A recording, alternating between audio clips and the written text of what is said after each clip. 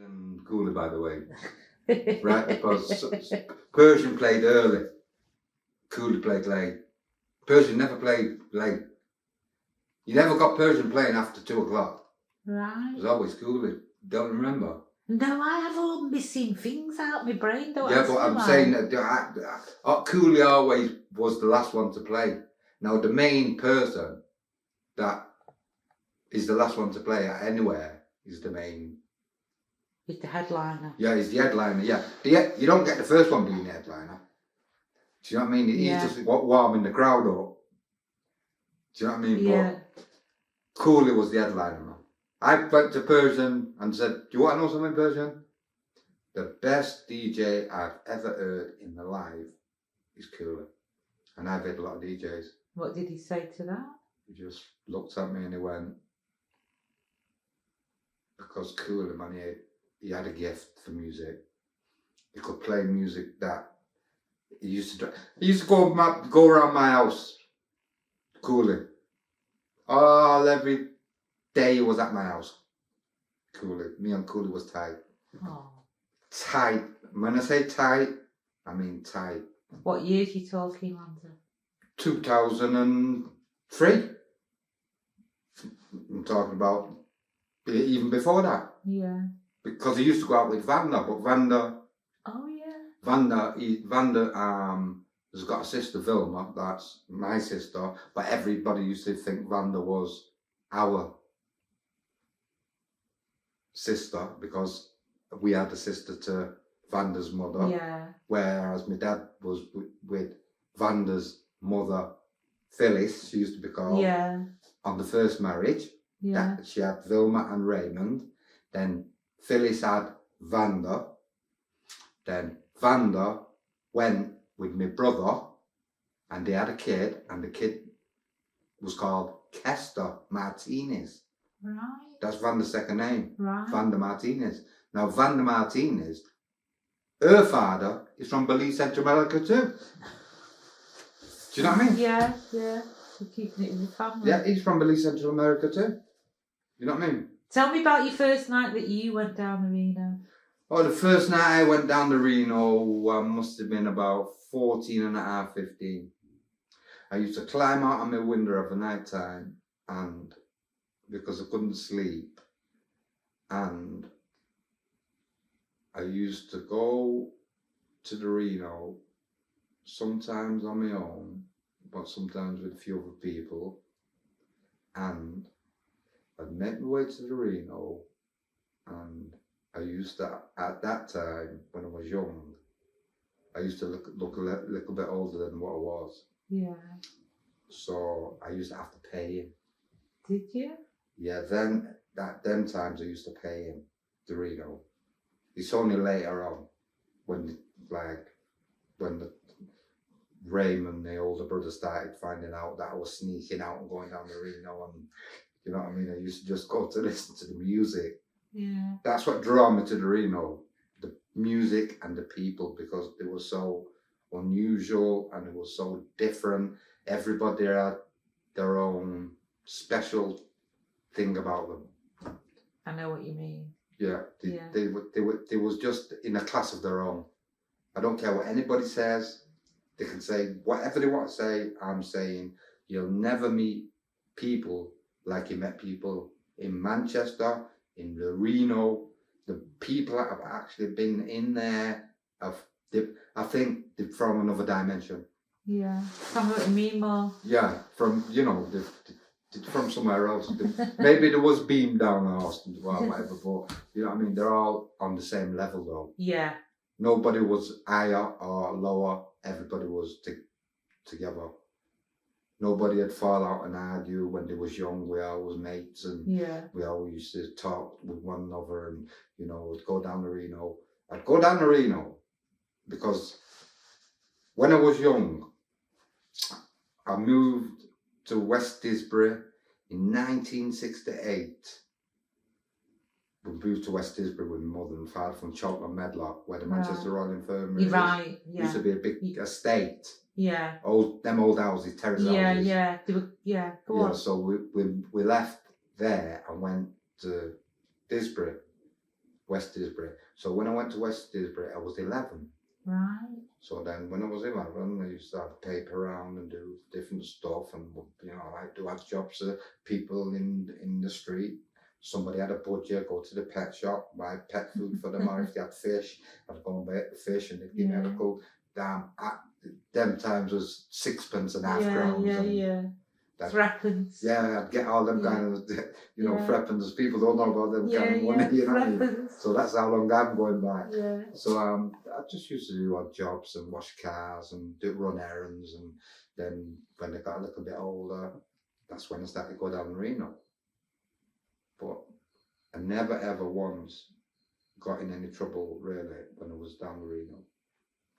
Tell me about your first night though. What did you know, like, can you remember the first time you ever walked in there? First time I walked in, it was kind of like, it was very, very, it was a weird feeling, man, because it was like, it was like everybody in there, you knew him. Yeah. You just thought, wow, I know him, and I know this person, I know that person, because a lot of the guys that used to go into Reno have been in trouble with the police. Right. So we've all gone through detention centre. Right. Hostel and the prison system. So every single body that's used to go down Reno known one another even before we went to the Reno, because we used to go in a cruise school or detention centre or hostel or in prison before. Well, how have you gone from doing odd jobs in the street to detention centre? Well, I met this guy when I was in Disbury. I'd never got in trouble when I was in the area that we moved from. I was never in trouble with the police. Yeah. I only got in trouble with the police when I moved to the middle class area in West Disbury. Yeah. When I was 11 and a half, 12, with this guy, come from a middle class family. His mum and dad had their own house. He used to be an housebreaker. Right. So he used to say to me, "Oh, will you do me a favour? Will you just stand watch while I just go around the back of this house?" And so like kind of like he used to go and do his stuff, and I used to think, "Boy, like what's this guy doing?" You know what I mean? But it was burgling the houses. But he was asking me to be the lookout. How old were you and how old was he? So he's about 15, Right. 15, 14 and a half, 15. You know what I mean? And you was like 11? No, I was a little bit older. Right. I was a little bit older than that, actually, you know what I mean? I was a little bit older, maybe about 13 and a half, 14. Because I went to detention centre when I was 14 and a half, 15. I went to detention centre. So I was going in the Reno before I went to detention centre. What year did you first go in the Reno? Oh, 70, well, I went 70. I can't, I did It was 77 or, no, it wasn't Barstow, yeah. I was in Barstow in 77 when Elvis Presley died. I'd been in the Reno before Barstow. Yeah. So I was 19 when I was in Barstow. Right. So I was going in the Reno well before Barstow. Yeah. About 2 years before Barstow. Yeah, no, easily. You know what I mean? So, but yeah, you know what I mean? It was like that education to me going in there, and seeing different people and watching people dance and the way the clothes they wear and how they carry themselves and the way they looked. And, you never got anybody in there being disrespectful to you. Everybody in there had manners, and they all kind of like respected one another. They respected the elders, not like today. Not like today, these young people don't respect the elders. You're an elder now. Yeah, you know what I mean? But years ago, we used to respect the elders because that's where we was brought up, just like yourself. Yeah. You know what I mean? What's your favourite night in the Reno? Tell us like one of your favourite memories. One of my most favourite memories is when I met a certain girl in there that I fell in love for the first time in my life. Oh. So that's when I fell in love when I went into Reno. Wow. So that's the person that I was just mentioned to you about before to get on the videos to interview, and you said they won't Okay. It was one of them. Okay. Because Steve had a daughter called Nicole to a friend. Okay. Oh, right. I'm with you now. All right? Yeah, I'm with you now. Yeah, so I was like, that was from when she was 15 years of age, she was down Reno. Right. And that's when I met her. Right. But I was just a friend. They used to give a bus fare to make sure she got home. Oh. Because you stay out all night. You go to Reno, then you go after the Reno, you used to go Shabine, Midway. There was always a house party, or there's always somewhere to go. Yeah, absolutely. And in the morning, I used to walk through Alec Park. I hear the birds whistling and dawn breaking. Sometimes it used to be a nice morning, and the sun would be out, and it'd be great. And you know, but the worst part about it is, you'd have to go to school the same day. Do you know what I mean? Yeah. Because we'd be out all night, Yeah. and then I'd have to go to school, and then. Yeah. But I didn't mind because. You Wow. know, I didn't do much at school anyway when I was at school. I just used to do sports and different things. I used to love it, you know. Yeah. You know what I mean? So I used to like kind of like skip some lessons and then just do like football or doing. You'd say I don't feel well and all that, and they used to say, all right, I didn't even go home. You know what I mean? So who was your mate then? Well, it was Steve Cottier at the time when I was younger, and Mike Maisie, actually, believe it or not. Yeah. We used to be like kind of like together. We used to go around and do a lot of stuff together, you know. Yeah. Yeah, but we never like kind of like, we just used to do our own thing, because Maisie lived in Whitchurch Road, his mum and dad, Withington. Oh yeah. When I first met Mike Maisie, the first time I seen him was he was in an army uniform. Right. He was in the army. Yeah. So I used to shout over to him, soldier, soldier boy, soldier boy. So he used to look at me, you know what I mean? So then I started talking to him, got to know him, and he was only in the army 3 years because he had something wrong. He had something, a murmur with his heart, so Right. he had to come out, got a pension, you know. But Steve, I used to go to Steve's house when he used to live on Claremont Road, Yeah. where the beehive used to be. Yeah. But I was the only person really that his grandmother let in the house. Why is that? I don't know. I used to go in the house because his grandmother knew my mother. Right. It was kind of like they knew one of what his grandmother was very fussy who she let in the house. But I was one of the lucky ones.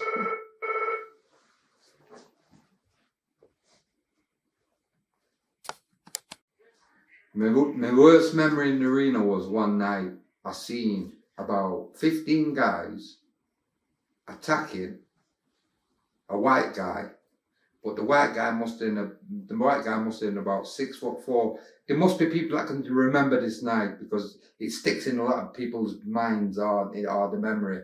And this guy, there was 15 guys hitting him with chairs and tables and bottles, Wow. and the guy would not go down. Why was he hitting him? There was something just happened. I don't know what happened, but at the end of the day, everybody just went crazy. I don't know what. Everybody just went mad like a pack of Indians on it. Honest, Wow. like a pack of wild savages, man. You know what I mean? But this guy, to this day, I'll always remember. They never went down, and there was some Andy guys who scored Reno.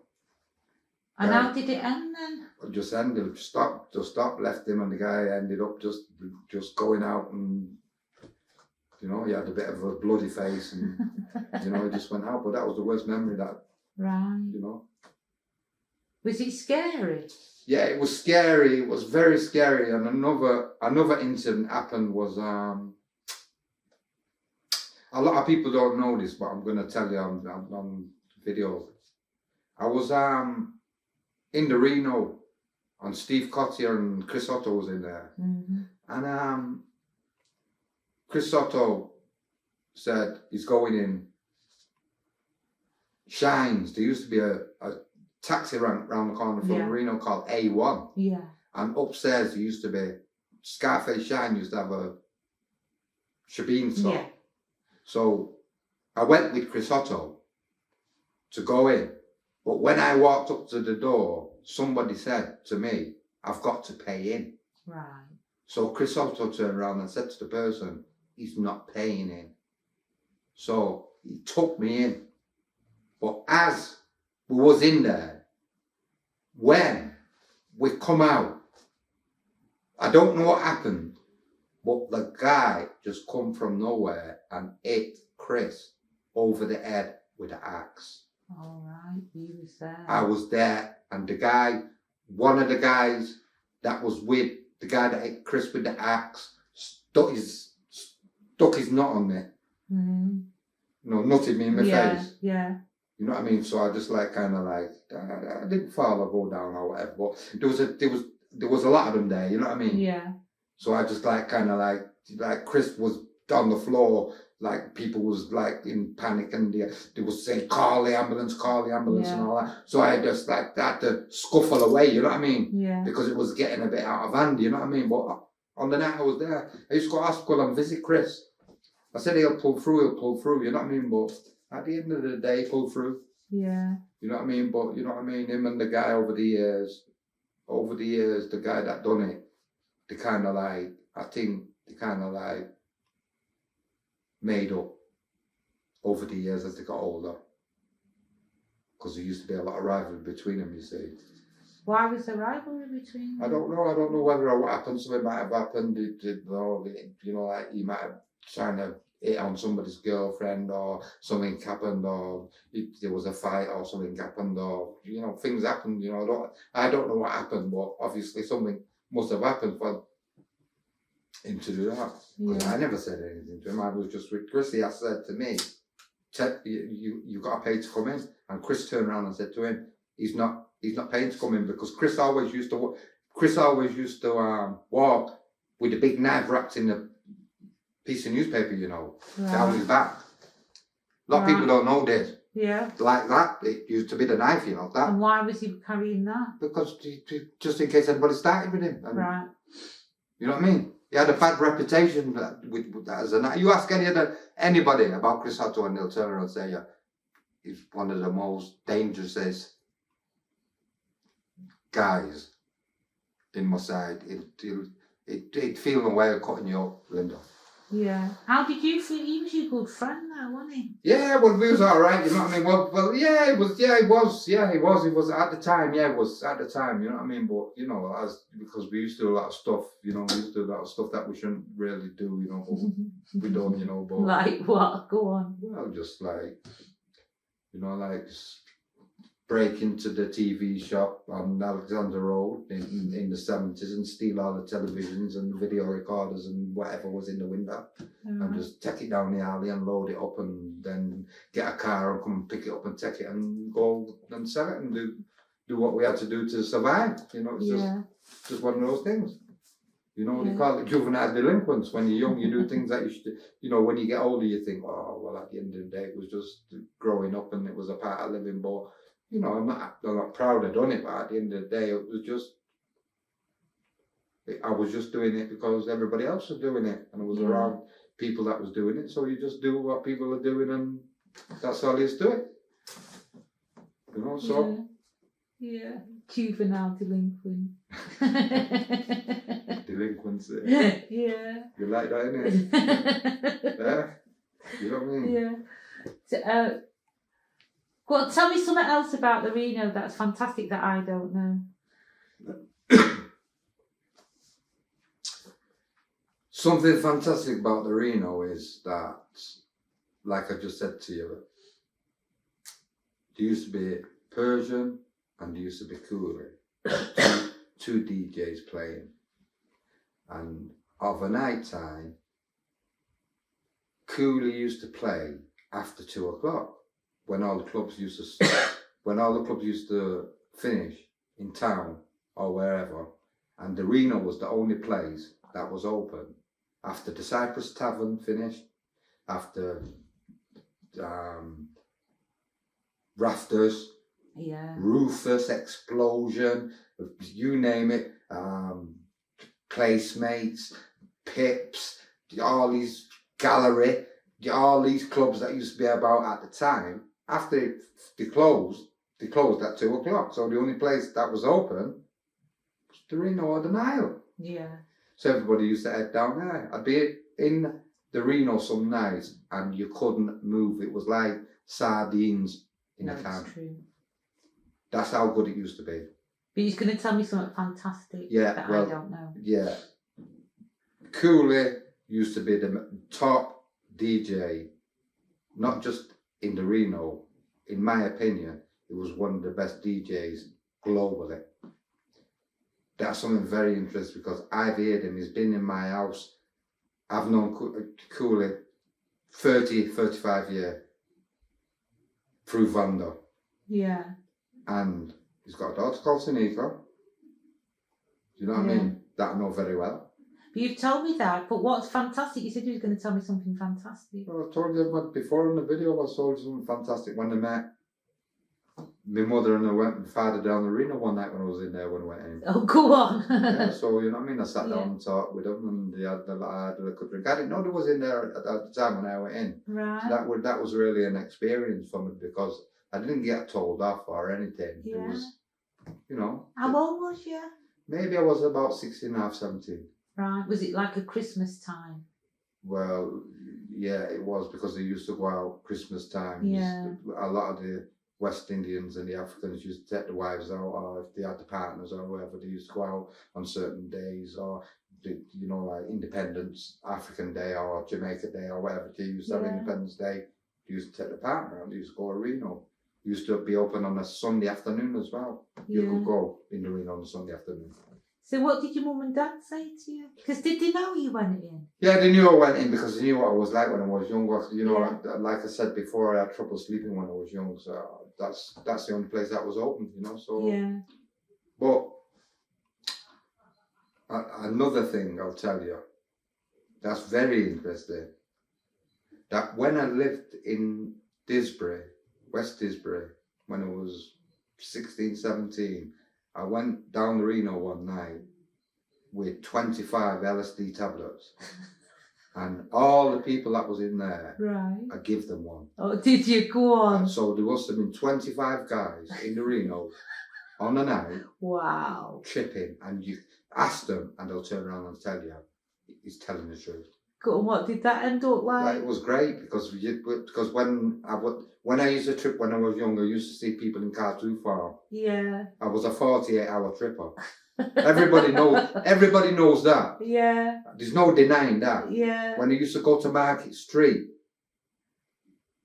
when I'd been tripping and seeing people in the daytime in Cartoon Farm, even before Steven Spielberg come out. Right. Do you know what I mean? I never ending So what was the Reno like with 25 guys tripping? Well, it was just weird. It was just like, you know, that was the thing at the time. A lot of people, a lot of them guys used to like acid. And I could get acid because there were certain people that used to get acid off. Oh, up your end as well. That was, down there. Well, I was hippies. I was brought up with hippies. Yeah. Used to pick magic mushrooms and all that and go out with them and all that. I wasn't really, you know, I used to be a part-time.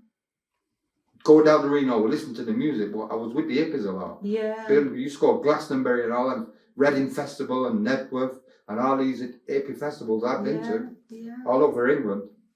You know what I mean? As far as Scotland. You know what I mean? Where did you used to stand when you was in the Reno? Well, I used to stand at the back sometimes as you come in the doors. Because the kitchen was at the back. I think who used to do the kitchen? Addy or somebody used to. Yeah. I think it's Dave Duando's dad used to do the cooking in there, you know, I think. I don't think so. No, I'm sure. I don't think so. No, but there's an African guy in there used to do. Yeah. You know what I mean? But I used to stand at the back near the doors. Then when I'd had enough there, I'd go and stand behind the DJ box. Right. Yeah, and just look at the records that it was playing. But all the records that it was playing, they used to mark them. You couldn't actually see what they were playing because they had it secret marked. You know, they knew who it was, so people couldn't look over and like say it was this or it was that. They just had a mark on it. Used to mark the records. That's Persian, and I'll tell you. Yeah. Exactly the same thing. No, people have been telling me about who used to scratch their names out as well. See what I mean? Yeah. They used to mark them, yeah. You used to scratch the names out as well, but used to mark them. Yeah. You know what I mean? So people couldn't look at them. So that's right then. Walk me into the Reno. Nobody's done this yet. Well, you go through. Picture it, yeah. Picture it for me. Yeah, you go through the doors at the front, and there used to be a latte and a guy there called Jinx. Yeah. So when you go in, if you had to pay him, you pay your money. Yeah. Or if you could get in free, you'd get in free. So now I would been a regular, I didn't have to pay him. But people that you actually brought in with you, you had to pay him if you was with a girl. Yeah. Or whatever you pay for her, and then you walk through these big doors. There ain't no way you'd be able to smash down this door. It was something like from Victorian times. The front door we're talking, yeah. Yeah, you know, like the door we used to go before you used to walk down the stairs to go into the Reno. Yeah. And then on the left there used to be doors, they used to swing doors. Right? The swing doors. They used to open. They used to open, you know what I mean? So we used to go through the door, and it was a big, it's like a big hall. Yeah.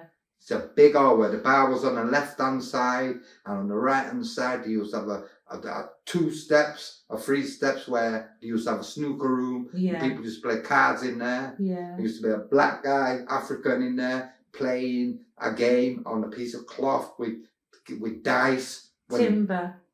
All right, that's it. Timber used to go in there, and he used to play his game. Some couple of the guys used to be in there, and he'd have one guy playing it, and then if some of the white guys that used to come in used to like lose the money. They'd lose all the money. Yeah. You know, because he'd take everything off them. You know what I mean? But they used to fall for it. You know what I mean? But such is life. So you go in, the bar's on the left, the gambling room's on the right. What's ahead of us? Picture it for us. The DJ box is in front of you. Know, the DJ box is right at the back. Yeah. And then on the right hand side is the picture on the wall of Muhammad Ali. Right. Do you know what I mean? And there's a little door. The bar's about, I'd say about 10 feet long. About as long as this, from here to where you are. Yeah. The bar. Well, you remember the bar. No, I just want you to picture it. You know what I mean? You know what I mean? Because a lot of people can't picture it. A lot of people get old and they lose their memory. But I think there was a part where there was like old vinyl flooring. Yeah. Halfway. Yeah. And then half of it used to be the dance floor where people used to dance. Yeah. What colour was it? Black, like a black colour. I remember it being red and black. Am I remembering it right? Red and black tiles. I might not be remembering it Could right. Could have been. I don't know. It's, you know, it's been that long. Yeah, no, exactly. But I'm saying black. I can remember black. So if you're saying red, maybe. Yeah. But where the DJ box was, there was like a wooden fence. Yeah. There used to be a wooden like gate thing that used to go in. You know, when the DJs used to go in, they used to let people in, but there was only 2 DJs at the time. That was Persian Coolie. Nobody else. When I used to go in, then there was an argument over something, and then Coolie walked out. Persian started playing for a little bit. Then after that, he left. Then Tomlin come in. Then Huey and Clark come in. Mosley's done a little bit. Filled some. Yeah. So, you know, and then after that, all the trouble started with the sheet metal, and then to close it down. Yeah. And that was it. When did the trouble start? I can't remember what year. No, I can't remember really. I wasn't really. They run in one night and all that broke loose and everybody was just running for their lives, and you know what I mean? It was just a nightmare. Because was you there? Yeah, I was there on the night. Yeah, but I was thinking of what I used to be like, kind of like. You know, I used to take a little bit of LSD, and many a night I'd go in the Reno listening to the music and I'd be tripping. But on the night it was a bad experience because I was tripping on the night. But on the night I got hit with a baseball bat. On the night? Yeah, but Marcel King got hit with a baseball bat too as well. And he had a #1 record in the charts with Sweet Sensation. Yeah. Done him as well. And would they have known that? Well, they didn't. It was just it ain't anybody at random. Right. It wasn't. You know, it was just havoc. Yeah. Man. It was just. You know what I mean? I don't know what was going on, but everything's all right now. It's all finished with and it's done with. But at the end of the day, as far as I'm concerned, it's like I wouldn't like to live it all over again. Dark night. No, because you know what I mean. It's something that you just don't want to know about. You know.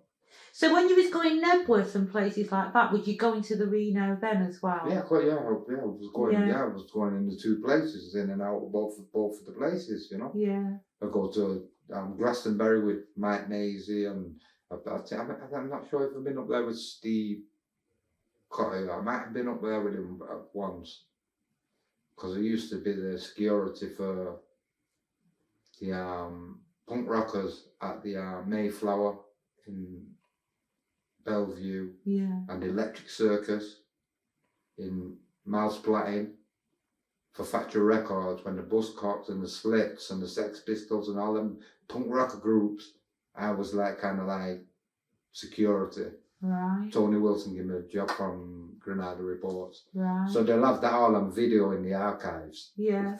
You know what I mean? So he was going in the Reno then as well? Yes. Yeah. Because Tony Wilson used to go in the Reno as well. Yeah.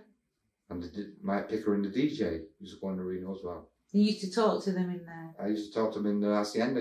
That's where they're from, Hacienda. Right. Hacienda. Tony Wilson was part owner with Alan Erasmus. He's another mixed race guy. Yeah. Oh, yeah. Right, so I know him very well. Yeah. You know what I mean? So, like, you know, he'd be a good person to interview, you know? You know what I mean? I'll have to give you his address. Yeah. Can you just pause that when I want to go to the laboratory?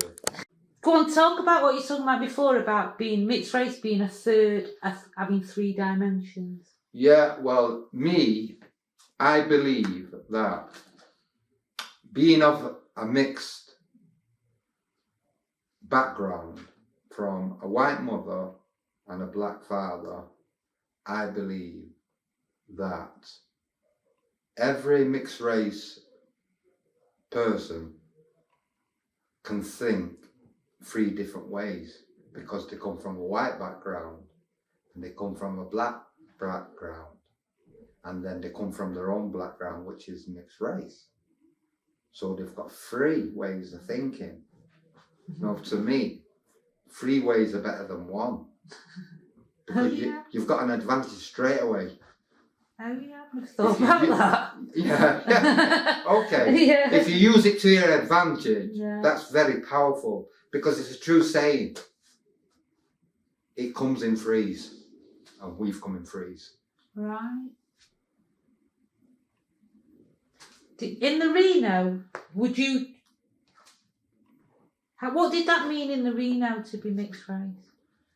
Well, it felt good, because at the end of the day, everybody down there was exactly the same as what you was. So you didn't feel left out. If you went somewhere where we went when I was young and I was at school, and the school I went to, there was only 3 or maybe 4 or 5.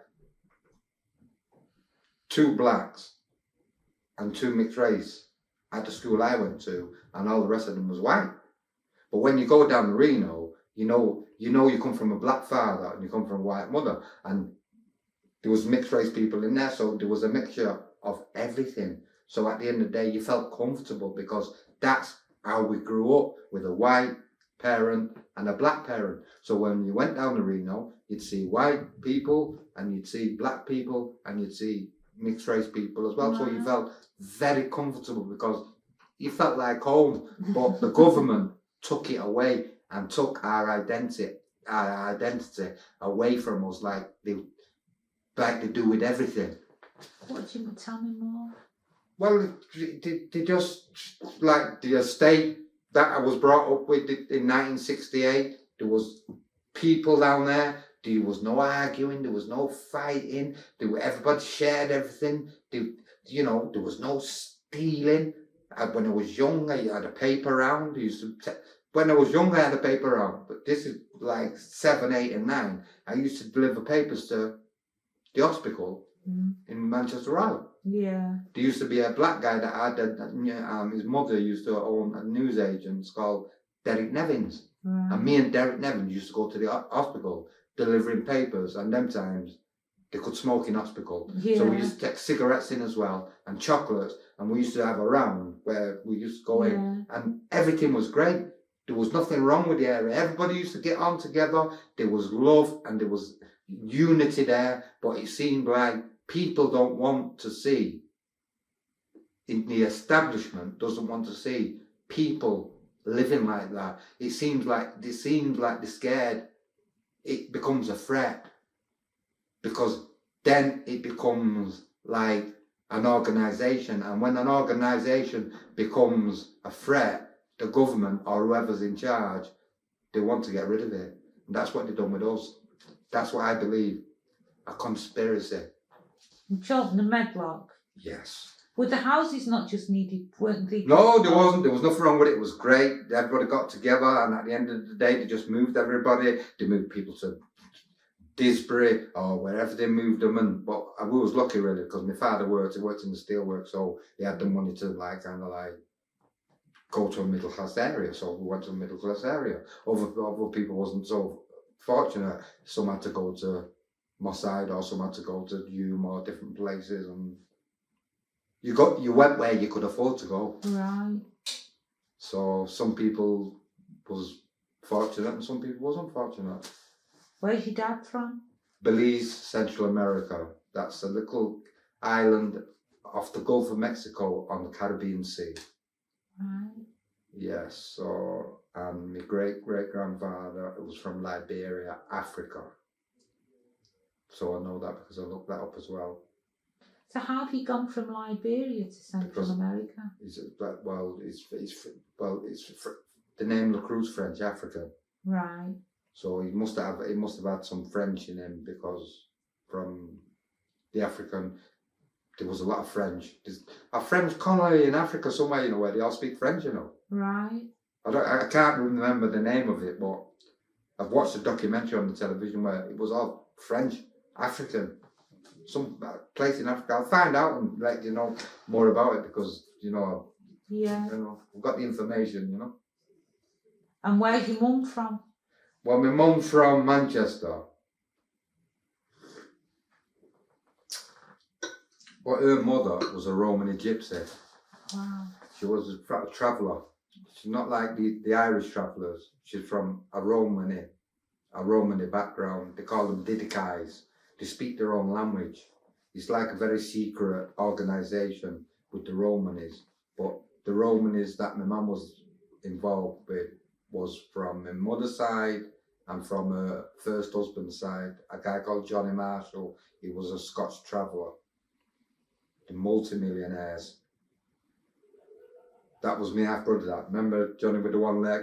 Oh yeah, I forgot about right, Johnny. Man, you used to go Reno, remember Johnny with the one leg? I do now. Well, he's from the Romany.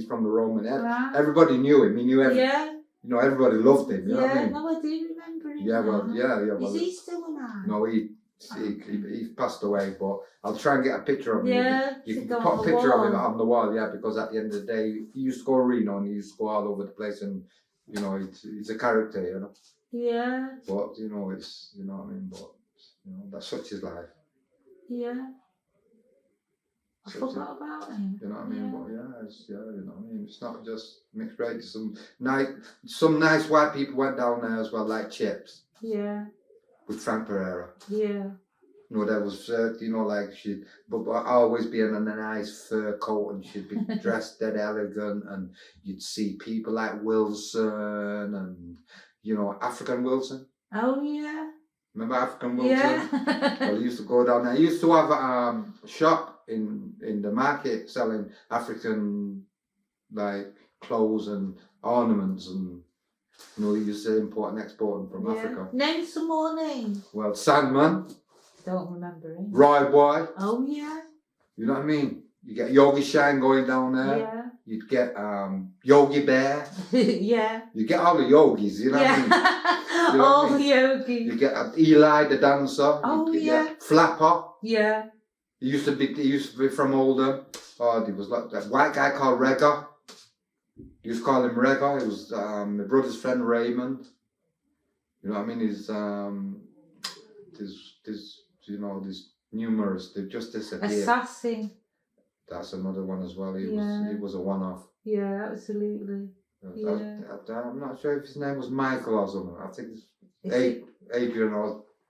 No, is it Raymond? Raymond, you know what I mean? Because he looks a bit like kind of half Indian, didn't he? Or something? You know, Indian African. It made me think of Jimi Hendrix.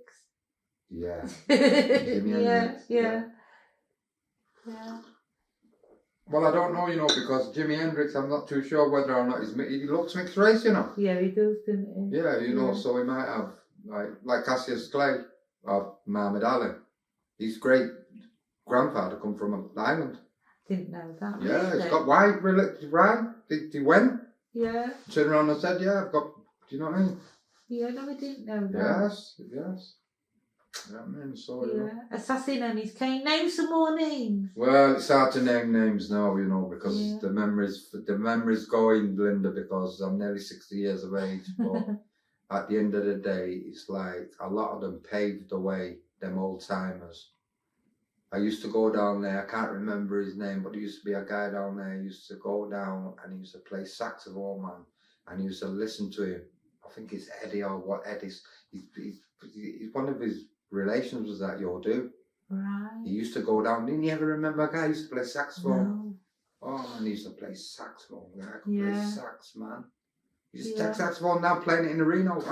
Ask somebody to remember the guy that used to go down the Reno playing saxophone. I bet you get an answer back saying, yeah, he was such and such person, but his memory slipped my mind, you know what I mean? But yeah, they used to be characters.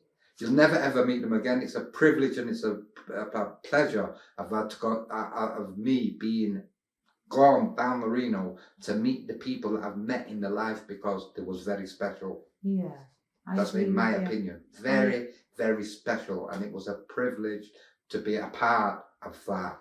I agree with you. I agree with you totally.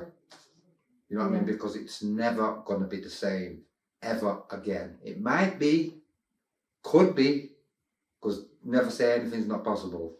Try and tell me what the atmosphere felt like. Try and tell me. Why, well, to tell you the truth, man, but my atmosphere might be different from other people's atmosphere, because sometimes when I used to go down the Reno, even Marcel, when I used to go down the Reno, I was friendly with Marcel at the time. And I used to go in the Reno, but sometimes when we been from Disbury, and I used to take different types of drugs when I was young. Mm-hmm. And sometimes when I used to go down the Reno, when I was in there, it used to be like being in a spaceship.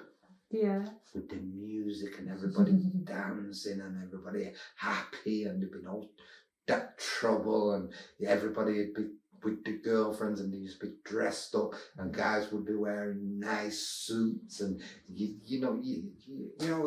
was like you were stepping into something that people used to appreciate. The clothes, even the women, like Madame, the way she used to dress, and real name's Anne Proudthrow. Oh, by the way, her father's from Belize as well. Oh, right. Right. So, they had a son. She had a son to Snowy called Elliot. Yeah. He passed away. Yeah. You got a picture of him? Is that it? No, I haven't.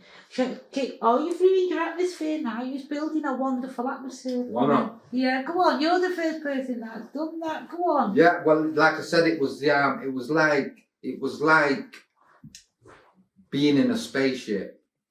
It was listening to the music, because I could hear everything in quadraphonic. All the sounds. I used to go near the speaker and listen to the speaker, because I've always been into music. Always all my life I've been into music. I like the sound of music. I'm going through the process of producing some music at the moment. Cool. So I'm doing 4 tracks at the present time. I think that actually they're going to be quite good, because I think I know a little bit about music, because I've been brought up on the best of the music. So even if I do a little bit, it's got to be all right, because I was taught by the best. Mm-hmm. So if you get taught by the best, you're going to be good. It's like Pelé teaching somebody to play football. Is he going to be a good footballer? Of course he is. Yeah. Or Cristiano Ronaldo, or Muhammad Ali if he's a boxer and he teaches somebody. Down the Reno, it was the best. Yeah. And the atmosphere, the dancing. Everything. There was unusual sights to see and memories that you could cherish, and the priceless. Yeah. There's not enough money in the world to pay for that experience, in my opinion.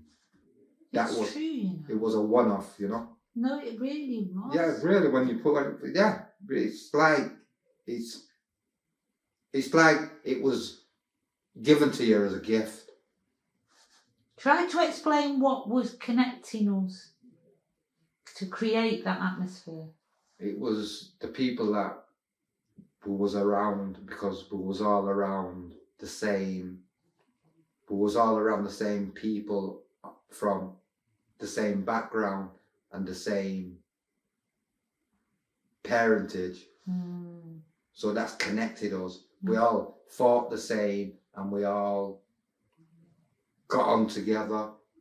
I don't think a lot of people, that you'd never see nobody arguing with nobody down there when we was young.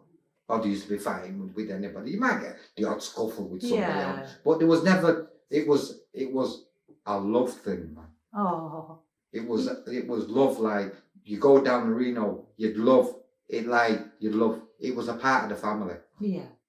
It was a part of our family. Yeah.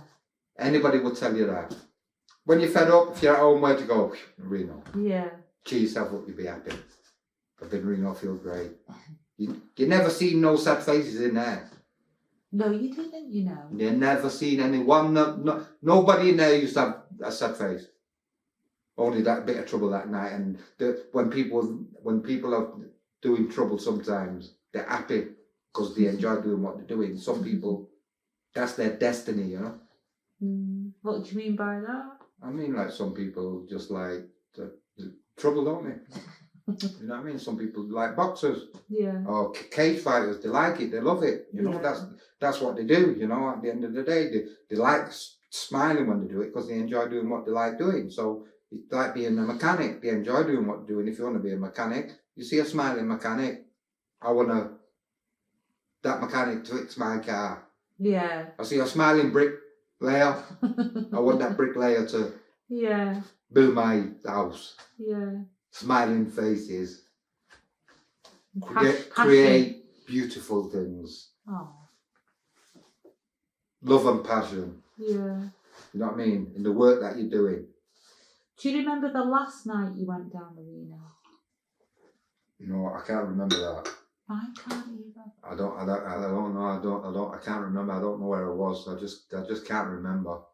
I don't know where I was. I might have been maybe in prison or someplace, or I was London, or I don't know where I was. Can't remember. When the Reno ended? Yeah. I can't remember. No, I can't remember. No, I don't think a lot of people can remember, actually. That's really weird. It was just one of those things. It was just as close shop quick. You know what I mean? It was just, it never got advertised like, oh, the Reno's going to be closing in 2 weeks, like everything else does. It was just done like undercover. Someone messaged me the other day. I'd have to check, and said that she went one night and the next day it was being pulled down, which goes with what you're saying. See what I mean? Yeah. Like conspiracy theory. You know what I mean?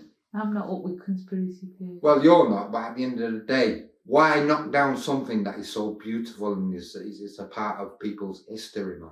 That's like knocking down Buckingham Palace, or knocking down Trafalgar Square, or, you know, that's our heritage. Is people there that have actually been famous, or they've got famous families, or like Marcel King had a number one hit record, both sides of the Atlantic, in 1975. Nobody ever gives him a mention in any of the music magazines.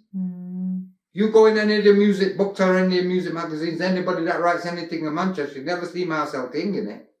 That upsets me. Yeah, no, it's true. Because it was a part of the Reno, and he's one of the first soul singers, even before Michael Jackson. In Manchester. In Manchester. Because he could sing. No, definitely was something to be proud of in art. That's what I'm saying, because he paved the way for a lot of people at the Manchester music scene, even before the Happy Mondays or the Stone Roses are only Manchester bands. No, it's true. Even Joy Division or New Order, or every single one of them that's come out of Manchester, Marcel King from that Sweet Dreamer was before any one of them. No, it's true, you know. So why ain't he getting no recognition? Because he's mixed race. Conspiracy theory. Is that what you think, really? Well, you put it down on your website and ask people why isn't there nothing on him, or in any books that I've read, in every library, even the public records, nothing. Like, they kind of make it like it didn't even exist. Can you understand what I mean? No, I can't. I can't, actually. You know, like, I want to know. That's what I've been researching a bit. Did he have more than... Forgive me if I'm being ignorant. Yes, he did have more than one record. Okay. He got signed up for Factory Records in 1985. Factory Records signed him up. He done a record called Keep On Dancing and Reach for Love. And Reach for Love got to number 5 in the Billboard charts in America in 1985. And I went to the library to look it up, and it's not even in the register. Okay, so now that's making more sense. Can you understand what I'm saying? So I want to know why all these people, if you look at all the number 1 records in the books and everything, he's not even mentioned. Right. Can you understand what I mean? Yeah. All it'll be is Sweet Sensation, but he's the lead singer. He's the important part of the band. Yeah. Every lead singer in the band's important. The lead singer in the Temptations, the Diana Ross, the lead singer in the Supremes. Every lead singer that's been in any band is a big part of. Lionel Richie from the Commodores. Marcel King, nothing. Well, you're saying it now. Well, it makes sense. Yeah. Because so some of the people that I've mentioned, they've been mentioned, but somebody that I've been close to, that used to go to the Reno, and I used to know him as a close friend and be his manager as well in the music industry. Yeah. Not even a mention. Go back to our heritage. You said pulling down our club, and that's our heritage. Tell me more of what you mean about that. Well, it seems like they didn't want, when I said that they pulled down our club, they've not just done it in Manchester, they've done it in parts of Liverpool and done it in different parts of the country as well. They've where people from mixed race backgrounds come from, they've tried to, they don't want people to really know about them as much as they should, because they're very special. It's a one-off in a lifetime civilization, I call it. Tell me what you mean more. I mean that when I said to you before, I believe when I've come from mixed race, you see in 3 dimension or 3D, because you come from white side and you come from black side, and you come from our own side as the mixed race side. So we think in 3 ways, and thinking 3 ways is better than thinking than thinking one way, because it's a true saying, and to this day, people say it always comes in 3s, and we was born that way. But why would they want to hide us though? If you go I'm just thinking because I think they think there'd be a threat. You know, it's like if, like Martin Luther King or Malcolm X, if somebody did come along and there was mixed race and they started something up, maybe the government would see him as a threat, because people would actually think, do you want to know something? That's right, that, you know, because there's not a lot of people that can think for themselves in this world. There's leaders and there's followers. There's only a few leaders in the minority, in our minority. Some of them have to follow like sheep, but some can actually lead, but they don't want them to lead because they see it as a threat. But lead you to where, Lanza? Lead you to a better way of living and a better understanding of the way things should be run the right way. Okay. You know? Yeah. Not in a bad way, in a good way. Yeah. The way things should be done. Don't do that, it's wrong, or don't do this, it's wrong. We all grow up and we've all done things that we shouldn't have done, but now, when you get to a certain age, you think, at the end of the day, I'll pass it down, because what we've learned in our lives is we've been on a journey that's priceless, and we've got a lot to offer to the younger generation to stop them from experiences, the bad things in life. We can prevent that happening and show them the good things and the good things to do. Learn, get an education, go to college, stop selling drugs on the street, don't do this, don't do... Can you understand what I mean, Linda? Yeah, but why are you saying that? Because right here, I'm going to just be... that lots of your good times was doing the bad things. No, but I've had more good times doing good things than bad things. Have you? Yeah, I've done 99 good things and 1% bad things in my life. I've had shop, I've had market stalls on Albert Square, I've sold t-shirts on every market in Wythenshawe, Harperay, alongside. I've had people working for me, 10 people selling t-shirts. I used to go to the market at 2:30 in the morning for my fruit and vegetable shop that I had in Burton Road in the 80s with the girl I was living with at the time. I was very, very successful because of circumstances. I never followed it through. In a way, I'm glad, because in life, you're on a journey. Some people only have one journey. Some people only experience one thing in life, but I'm lucky to have experienced lots and lots of journeys. Yeah. But now, I've got to this stage in my life where I know what I want to do and where I'm going for the first time in my life. Brilliant. But it's took a long time. Yeah. But they say it takes a long time for good champagne to mature. Well, that's the same with us. It takes a good time for a mixed race person to mature. Just like all champagne. That's what we are. So if you want to think any different, that's your opinion, but everybody's got freedom of speech. That's why England's such a good place. Before we sign off, tell me the thing that the Reno taught you the most, the thing that really equipped you. The thing that the Reno told me the most was the nice things in life, how to be nice, because the people that went down there was very special. And looking back at it now, everybody that did go in there had something special about them. It was a place where special people met, and very unusual people. Some people just stand up, they never said anything, you'd observe them. Some people would talk. You know, everybody had their own thing about them. That's what was special about the Reno.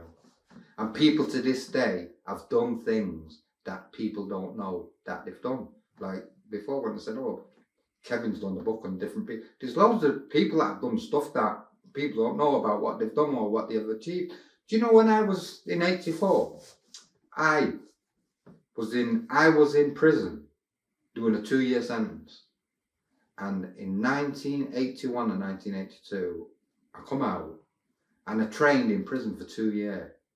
And while I was in prison, I said, what I wanted to do was, I wanted to break a world record. Of doing what? Running the 400 metres. Okay. Because I seen a guy running and I thought, I want to do that. So I went and trained. I went to sale areas and I said to the coach, can I run and train with them lot? And you know what he turned around and said to me? The coach, if you can keep up with them, you can. And do you know what I done? I trained with them and I beat every single one of them. Do you know what I've run with Sebastian Coe and Alan Wells and Steve Overt and all them runners, acclaimed runners in England? I've won in the British League. That's like the Premier League of running. Me. I didn't know that. A lot of people don't know that, but I thought I'd tell you. Yeah. So that'll be on video too. If I can go to the archives and get that, they'd see me when I was there running, and they used to have locked, and they used to video me and film me and take pictures of me, and couple ask me for my autograph when I used to run. I didn't know that. I swear, honest. I was an acclaimed athlete. Wow. Me. But then my lung collapsed. I had a neurothorax. 2 in 12 months I had. I went in Wythenshawe Hospital and I had a blister on my lung. Right. It used to keep popping, letting out air and that. Right. So I and a lot. It happens to a lot of athletes, you know. Right. So what's the thing that you said that you now know what you want to do for the first time in your life? You now know what you want to do. But what is it that you want to do? Well, what I'm doing at the moment is, like I just said to you before, I'm producing for records, right? Music. I went to college on a sound technology course, music technology course, and I've just finished level 1. Last week in college, I've been on that. This is for that. Yeah. By the way, right? So I'm going to do level 2. Then I'm going to do level 3. Then I'm going to get my certificate. Because a lot of people's done it. Like Ewan Clark's got his level 3 in music technology, and all that. Yeah. Because the guy told me, the tutor, when I'm on the course, I asked him who's been to the course and what DJ's been doing this. Because the guy that takes the course plays all over the world with Paul Getter and all these big Flatboy Slim and all these big shot DJs. The tutor. Right. So that's what you're going to do. That's where your direction is now. Well, yeah, that's my direction. Just to make some music and to sell the music, and then I want to go over to Belize and I want to build something. Okay. So I want to spend the rest of my days when I'm 65 years of age, living where my father comes from, in Belize, Central America, the Gulf of Mexico, the Caribbean Sea. That's our back garden. That's our back garden, by the way. Oh. Go on, lad. Yeah.